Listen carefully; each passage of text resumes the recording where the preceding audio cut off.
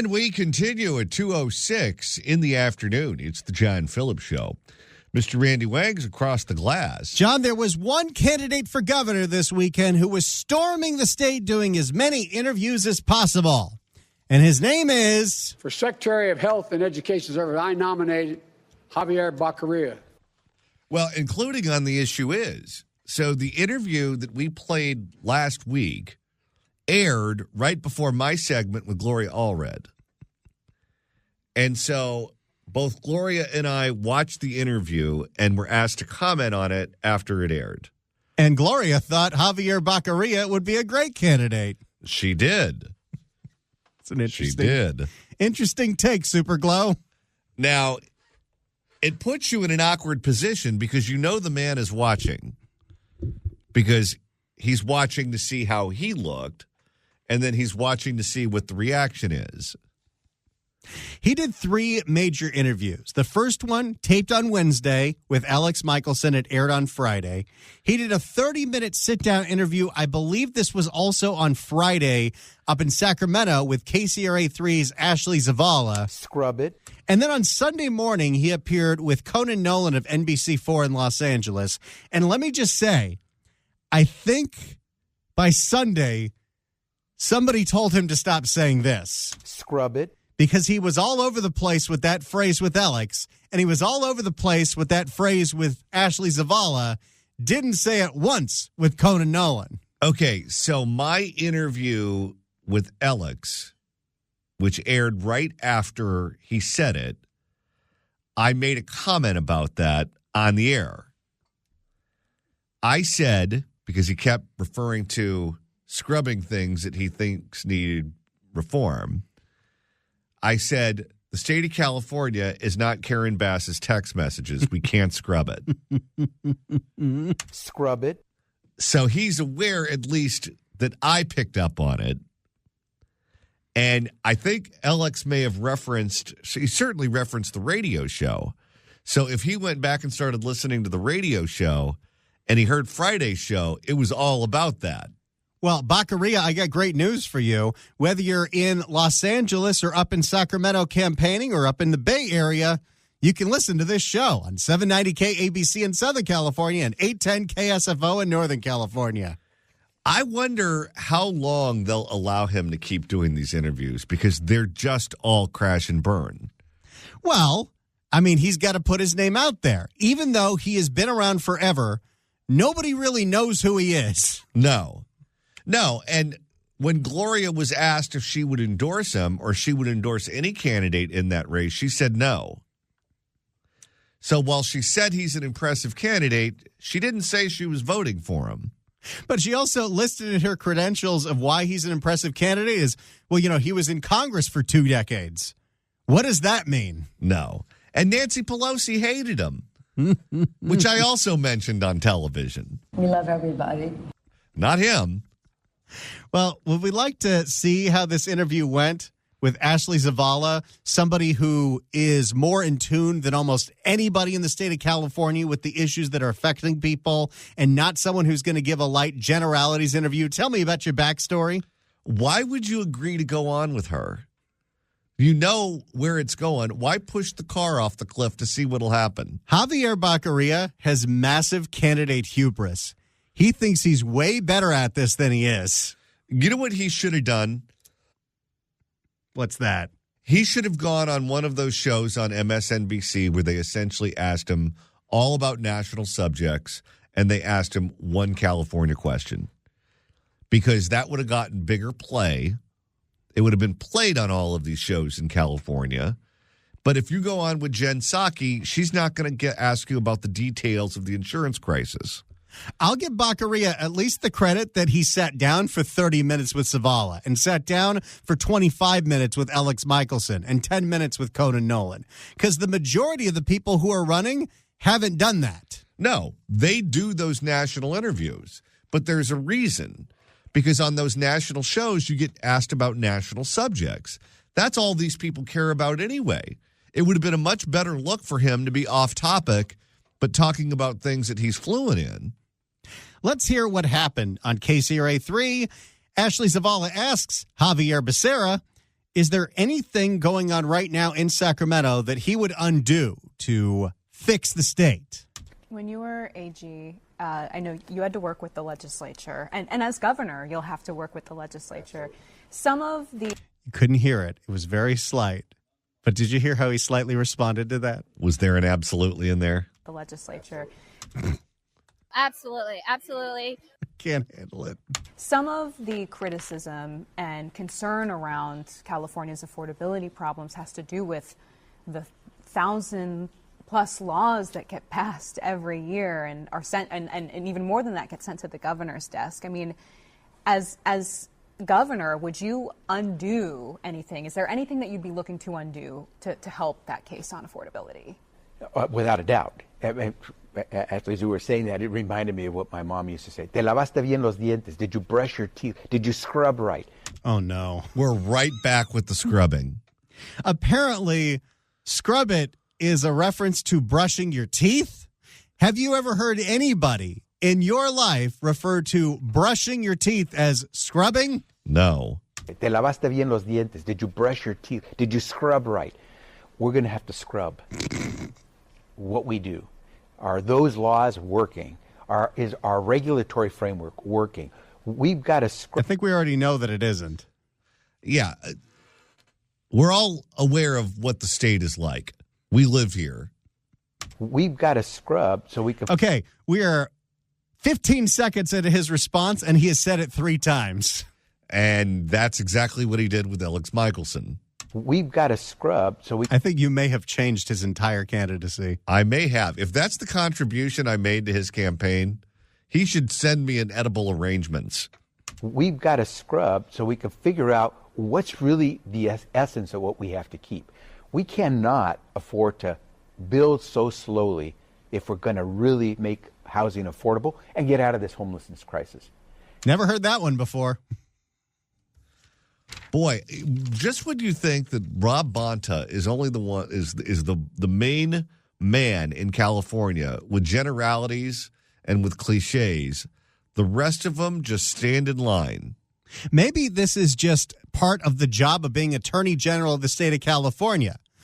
Xavier Becerra says a bunch of platitudes and generalities and cliches. Rob Bonta, a bunch of platitudes, generalities, and cliches. Kamala Harris, a bunch of platitudes, generalities, and cliches. Oh, with the word salad, she's the soup plantation. And so scrub. What's missing? What are we I'll scrub it. We're back to that. Scrub. What's missing? What are we doing that's not letting us get to the nut of building? That's what we got to do. We cannot afford to spend tens of billions of dollars for a high-speed rail that goes to nowhere. But we need high-speed rail. Well, I'm glad you're not taking both sides of that issue. We need to build. That is one thing I think people will get if they elect me governor, a builder. And that's because it's my blood. My dad was a construction worker. He built the house I grew up in. Okay. So that leads to the question, what specifically can you do about the building? I know there's more updated numbers out there about the cost of building in this state versus others. You know, if we break it down by metro area in the state, I know it's very different in the Bay Area than it might be in Sacramento. CEQA is I know also considered to be at the center of what holds up a lot of this building. I mean, is there anything specific on building that you would try to tackle day one? I know you have a couple years, but still. And by the way, there are easy answers to this question. You could say, I'm going to get rid of CEQA. That's a problem. It's a perennial problem. It's a problem all over the state. Time for them to go. You could say, I'm going to get rid of the Coastal Commission. Look at how the Coastal Commission has held up the rebuilding process for people whose homes have burned down in places like Malibu or anywhere near the California coast. They're a problem. They got to go. You could say they won't allow new homes to be built in certain areas unless you can prove there's water for those homes and for those communities. We passed a water bond a long time ago. The reservoirs have not been built. We haven't spent much of the money that voters wanted us to spend on water projects. I'm going to lean on them so that those projects get through so we have the water to build more homes. There are any number of answers to that question that are very easy to identify, and he doesn't know any of them. Well, what if you scrub it? Yeah. I would do what I had to do with the COVID crisis as Secretary of Health and Human Services. Wait a second. Are you trying to run on your record on COVID? Has anyone ever tried to run successfully on their record on COVID? No. As I had to do in negotiating for the first time in history, lower prescription drug prices for seniors on Medicare. You throw away the previous playbook because you can't do it business as usual. And so on COVID. So we're going for cliches again. He's going to tackle California's housing problem the way that the Biden administration tackled COVID. That is not a strong selling point. So what? Our homes are going to end up on ventilators too? And so on COVID, when it was, hey, we've got vaccines, come get them. No, it doesn't work for every community. Some communities don't have vehicles to get to the sites. Some people have 2 jobs. Some people had jobs where you could not leave the job site to go get your vaccination. We changed. What does this have to do with building? Nothing. He has no ideas. The question was, what specifically would you do about the building and affordability problem? There are no specifics here. And now he's talking about the vaccine. We changed that dynamic. That's why you saw those big vaccination sites at some places. That's why you saw that we were set up right next door to the beautician or the barbershop, because that's where we knew people would go. What about Nancy Pelosi's beautician? They had long hours. That's why we relied on thousands and thousands of people to be our voices, to help us get in the door, whether it was the teacher, whether it was the school basketball coach, or whether it was your preacher. We try to use trusted voices to get there. That's what we'll do now. On housing, You're going to have a bunch of PSAs about what does this have to do with building? No, he is totally checked out to all things California. He has been focused on federal issues for years now. That's what he cares about. That's what he knows about, to the extent he knows it much about anything. But the job that's open now that would be the next step up the ladder for him is governor. So that's the one that he's running for. He's not running because he's been thinking about these problems for years and believes he has the solutions. He's running to build his resume. I guess he wants to be president or vice president or something even bigger. But this man does not have the answers to our problems. On housing, we're going to figure out from those who build the homes, those who sell the homes, those who buy the homes, what works and what doesn't work. And then we're going to have a round table. So he's going to take over, and on day one, he's going to round up groups of people he regards as being fluent on the subject because he doesn't know anything. And then those people, I guess, in some sort of Socratic method, are going to talk things through, and we're going to figure out how to scrub things. And then, as I said, you throw away the old playbook and you move forward. But what do you think you have to do? He's thrown out the playbook twice now. I had to do it on COVID, had to do it with prescription drugs. You got to move. You can't just say, oh, I got it, and then let it sit. So the lack of building, you would treat that as a health crisis. It is a crisis. It is a crisis. Okay. It is a break glass moment. When you break glass, you're saying to the world, I'm breaking this glass and setting off the fire alarm, because it's nothing but cliches. Nothing. And she's, to her credit, she has tried to pin him down. And we're not talking about specifics, like in terms of, well, I'm going to go through the California building code and I'm going to get rid of this line and that line. But just some general idea in terms of what you will do to spike building in California, that would be sufficient. It's an emergency. That's where we are. Yeah. I want to acknowledge that you would take office in 2 years, essentially. And so there's a lot that could happen between now and then. Next on the agenda, high-speed rail. But you mentioned high-speed rail, so I want to just update you that the California legislature got notice that it needs $7 billion within the next matter of months, honestly, at this point, in order to continue the progress on just that Central Valley segment. Yeah. That Central Valley segment might not even be finished if you are elected governor after your first term. That's what you call a boondoggle. Is that project actually viable? Is there a situation where you bring in a private company to take it over? What does Xavier Becerra do there? Yeah, and here's the yes and no of that, because there really is a yes and no to the answer. Is it viable? Yes, it's viable. Just go to Japan. Go to China. Go to Europe. Yes, it's viable. No, it's not if we're spending tens of billions of dollars to get far less than Japan, China, Europe have gotten for high-speed rail. There's something in between. The dots aren't connecting. That's where the screw-up, are you brushing your teeth right? That's where the screw-up comes in. Because What is happening to this guy? Okay, so the question is, did a consultant tell him to do that, or is this him speaking this way on his own? that's where the screw-up, are you brushing your teeth right? That's where the screw-up comes in, because somewhere in there... When's the last time he had to run for a tough race? It's been a long time. Because he got appointed to be attorney general. He wasn't even a practicing attorney when he got appointed attorney general. He was in Congress in a safe seat for a very long time.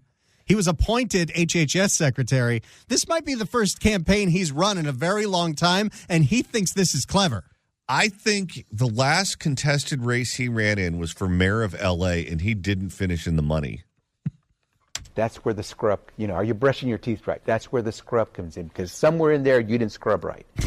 We're going to scrub. And I will say this, if we can't make the numbers work, then we're not going to do it. But I believe as a builder, we need high-speed rail.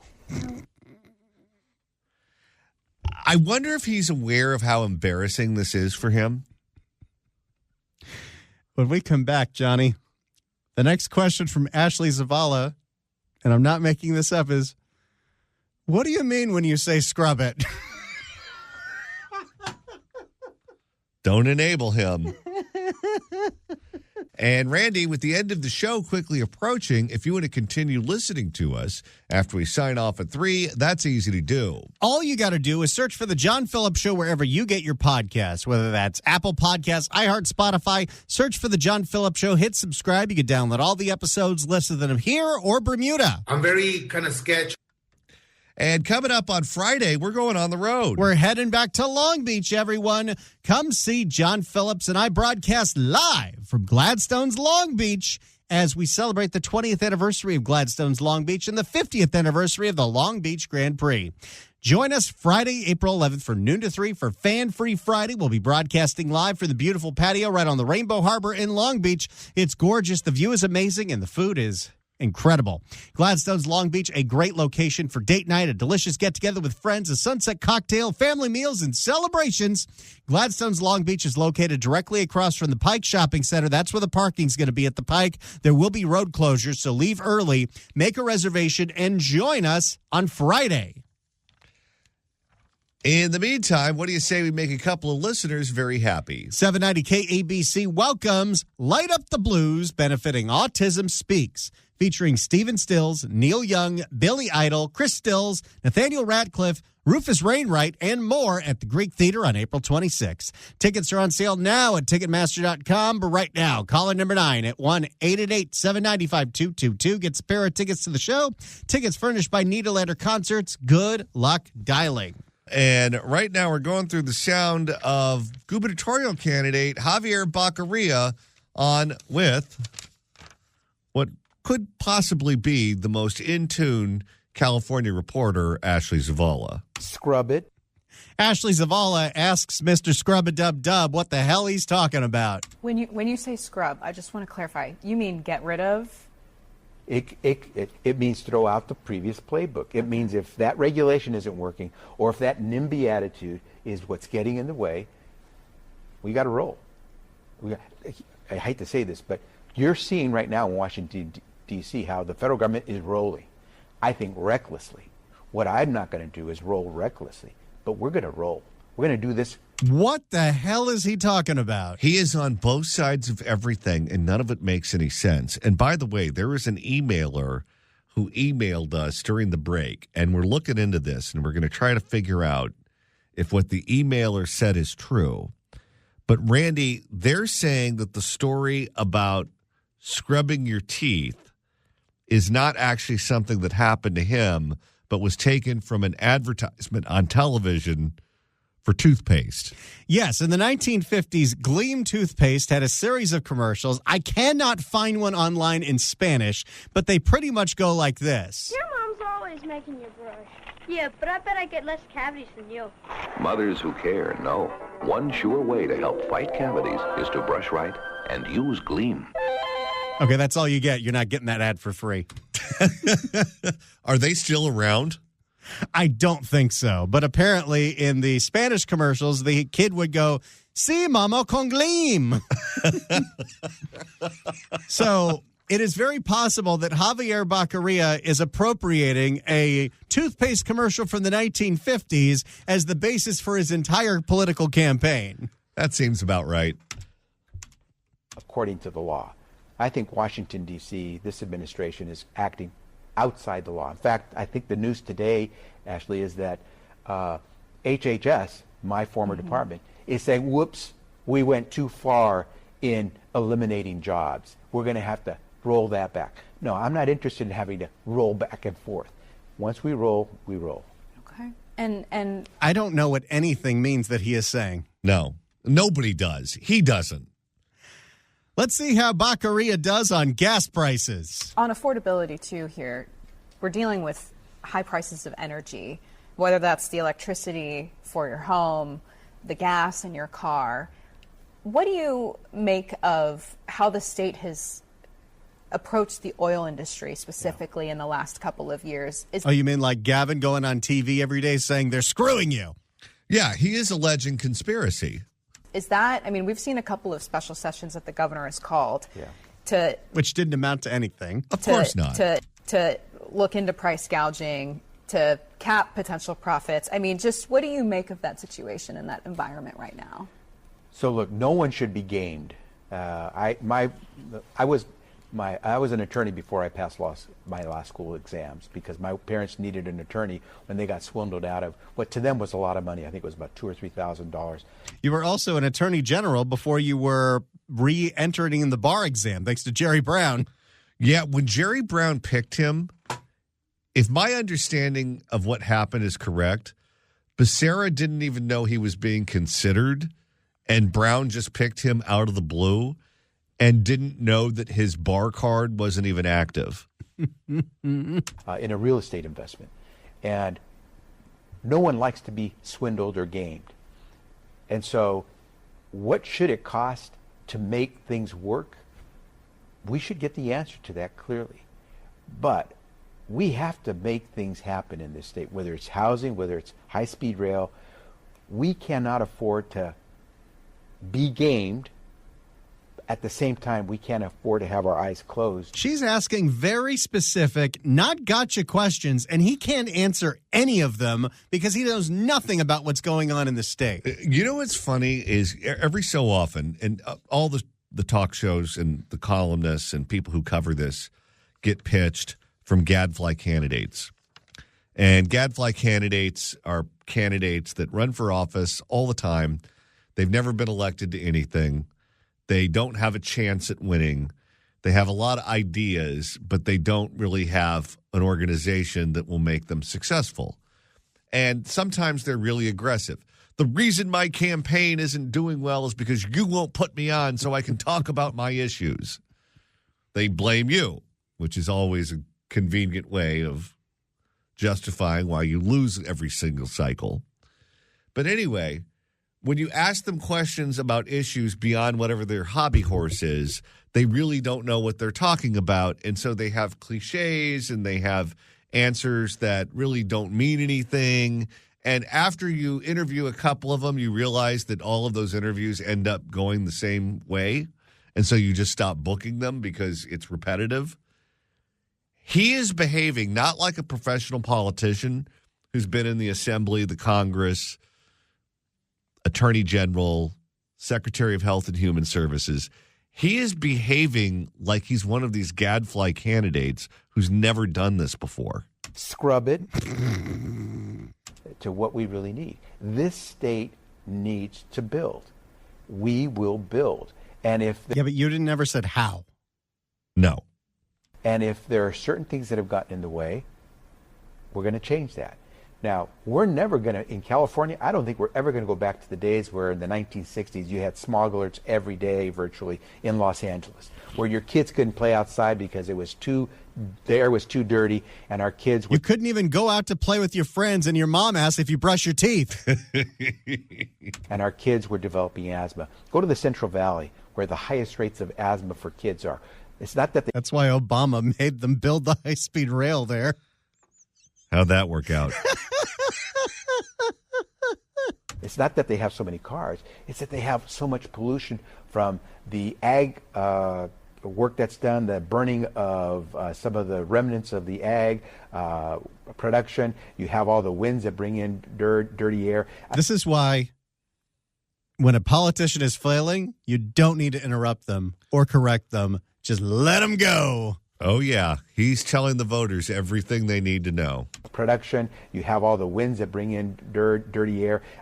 We need to make sure we're keeping our air clean and our water safe. I'm pretty sure the question was about gas prices. And this is where we ended up. But at the same time, we need to know where we got to go. So if we need energy, and we do in this country, in this state, we're going to make sure we have the energy we need. That doesn't mean we're not going to try to move to cleaner energy sources. But while we have some sources, oil, fossil fuels, we're going to use them because we have to transition. And we have to make that transition work for everyone. It's got to be a stable process. We're not going to do it overnight. And we, by ourselves in California, will not resolve the climate change issues for the entire world. We'll do it for us, but we'll do it at our pace. I don't think any of that answer had anything to do with gas prices. No, it didn't. Okay, now this one's fun. On the same subject of affordability, which is the whole reason Xavier Becerra says that he is running for governor, Ashley Zavala asks Xavier Becerra about one of the biggest cost increases that Californians up and down the state are facing, and that is rate increases from SoCal Edison and Pacific Gas and Electric. And Xavier Becerra's answer is even more nonsensical than everything you've heard so far. That's hard to believe. If you'd like to email the show, you can do so at johnnydon'tlikeshow@gmail.com. That's johnnydon'tlikeshow@gmail.com. And Randy, you're monitoring the mailbag. Nicholas writes in at johnnydon'tlikeshow@gmail.com, and let me read this carefully. We got to scrub it. Just scrub, rub-a-dub-dub. Got to scrub, scrub, scrub. You got to go scrub. Sir, what does scrub it really mean? Well, scrub means roll. We got to roll, roll, roll. I'm on it. We got to say we roll. If you got to pay a toll, if you roll, we have to roll. What the bleep is wrong with this guy?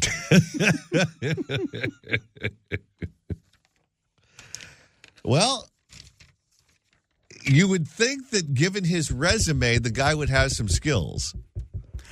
Longtime members of Congress have no skills. Exhibit A, Karen Bass. Exhibit B, Barbara Lee. Exhibit C, Xavier Becerra. Not exactly the Mensa Society. So Ashley Zavala asked Xavier Becerra a very important question. If he's campaigning on affordability, what about the fact that the California Utilities Commission approved 6 rate hikes for PG&E in 1 year, and then at the beginning of this year, they asked for another rate hike specifically to increase shareholder profits. How exactly would he tackle the bureaucracy at the CPUC that gives out these rate hikes left and right to PG&E and SoCal Edison? Right now, and remember, his whole campaign is it's too expensive to live here. Right now, too, just on energy, there's been a lot of scrutiny of the California Public Utilities Commission, its relationship with PG&E, SDG&E, SoCal Gas and Edison. These rising utility rates that we're seeing, what do you make of PG&E, for example, got several rate increases last year as affordability was the number one issue heading into the election. I mean, where would you stand in this space as governor? Where I stood as AG, actually, which is if you want the people, the taxpayers, to support you, whether it's a public utility, whether it's keeping a fossil fuel industry in California, show me. The transparency is such a big issue in governance because people never get to see behind the curtain. I think if PG&E, Phillips, the oil companies were to say, okay, this is why we think we have to do it this way. He wants a Ricardo Lara-style phony baloney meeting where they can say this is why we need to jack up your prices. And by the way, I don't know if he misspoke or I don't know if he was trying to suggest that the oil companies should be regulated the same way the utilities are. But he was talking about PG&E and then he threw in Phillips 66. This is why we think we have to do it this way. And they open things up so it's transparent. We can see it. Then we'll get to say, okay, I get you. But too many people today think that there's gaming going on, that the industries are in cahoots with government. Well, they are. The CPUC is made up of people Gavin Newsom appointed, and several of them used to work at PG&E. It's a revolving door. And so those increases in utility rates are just the cozy deals that are being made. You mean like the cozy deal Gavin Newsom made to bail out PG&E at the French Laundry? And the legislature supported? Is it true that they need those increases or not? Let's figure it out, because if they need those increases so that you and I can continue to get the utility energy that we need, okay, got it. I think most of us say, I'll pay it. But right now, too many people are saying, 2-3 increases in 1 year? No, I don't believe it. Transparency is probably the first thing. Again, that's part of the scrub. We're back to that. But at the end of the day, look, we all have to be willing to pay the price. We do pay a price to live in a premium to live in California, no doubt about it. But I guarantee you, a lot of folks would be willing to pay the premium to live in a place like this. Yeah. Wasn't his whole campaign, it's too expensive to live here? Okay, well, that's shot. If the entire basis of your campaign for governor is that it's too expensive to live here and we need to do something about affordability, and then when you're asked, you're finally nailed down on specifics, you say, well, people are willing to pay a premium to live here so they can follow the rules that I make. Listen to this again, as he was asked specifically about the California Public Utilities Commission and PG&E and SoCal Edison. But at the end of the day, look, we all have to be willing to pay the price. We do pay a price to live in a premium to live in California, no doubt about it. But I guarantee you, a lot of folks would be willing to pay the premium to live in a place like this. Yeah. Gee, I wonder how much money PG&E has given him over the years. Okay, well, what reason does he have for running then? If the headline is Becerra runs to lower the price of living in California, and then his answer is, well, stop complaining because we pay a premium to live here, what's the point? There is none. Some consultants sold him on the idea of running on affordability, and he just runs with that headline, but he didn't adjust any of his positions on any subjects to match up with it. It's too expensive to live here, but if the reason it's too expensive is your electricity bills, well, you're just going to have to pay that premium. Well, thanks for clearing that up. I think we got time for one more. Let's find out what Xavier Becerra has to think about Kamala maybe not getting into this race. I want to acknowledge that you're here, you're in the race, but a few weeks ago, Kamala Harris said that she was going to make a decision in the summertime, apparently, about what she would do here. I just want to confirm, what happens to your campaign if Kamala Harris decides to run for California governor? It doesn't matter to me who gets in. I'm in. What else does he have to do? He may be out by the time she makes a decision. He's almost 70. This is his last hurrah. I think that's why a lot of them are running. Same thing with Tony V. It's now or never. So the answer is it's going to be never. I took a couple of months after I left the position as secretary, because as secretary, I couldn't engage in conversations about politics or campaigning. It was against the law. I took a couple of months, spoke to my family, principally my wife, chatted with a lot of friends and folks who understand this world. And they told you yes? They told you do it? Well, they have horrible judgment. I made the decision within 2 months. I'm in. It makes no difference to me who else gets in. I'm in. And have you and her ever talked about this at all? About this subject of the government? No. Okay. I don't think she knows who he is. No. I think for someone who's been in politics as long as he has and state offices, federal offices, big-time offices, if you were to poll 100 people in California, less than 10 would know who he is. So by running for governor and by wanting to be governor, you'd be moving back to Sacramento. Is that the intention? I guess you're back anyway, right? Yeah. I mean, what? Okay, we're out of time here, but quite the interview there, Scrubby. Scrub it. One-party states produce really, really remedial politicians. Case in point.